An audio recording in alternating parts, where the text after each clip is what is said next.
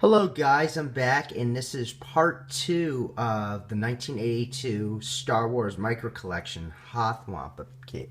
Hoth Wampa Cave, sorry. So here's all the contents that it came with. It came with your die-cast figures.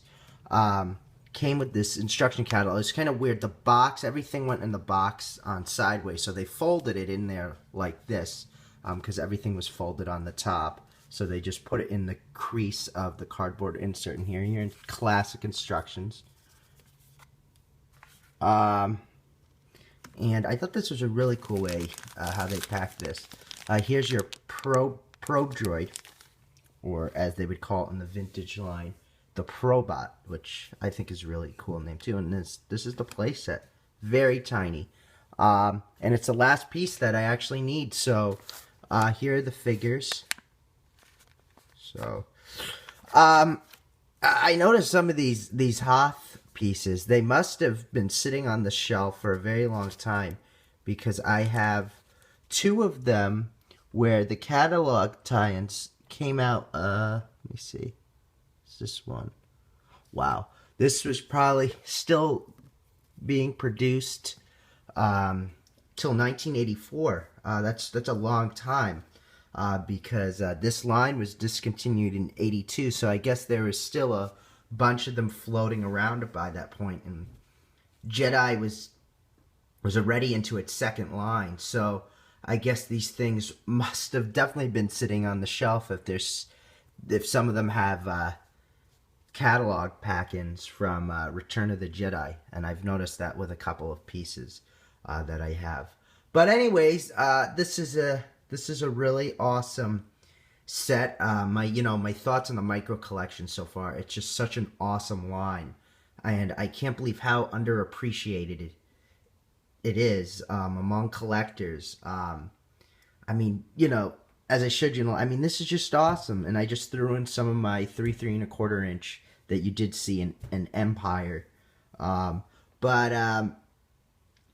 yeah, I can't really elaborate more. My next pickup is, because I'm selling it right now, is my Death Star space station from 1978. If you want to know about a playset that had a lot of problems but was really cool for its time, it's that. Just a lot of problems with it for all of you collectors out there who know about it.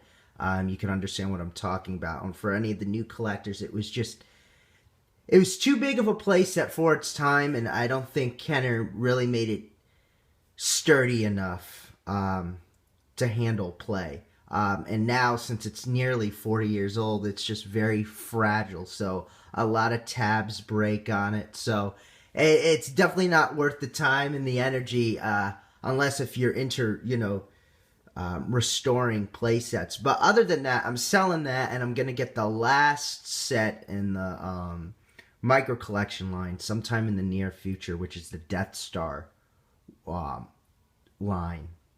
So there's about 2 pieces actually for it. So that will be it, and hopefully I'll show that to you down the road. I don't have any of the pieces now, but that is my future on it.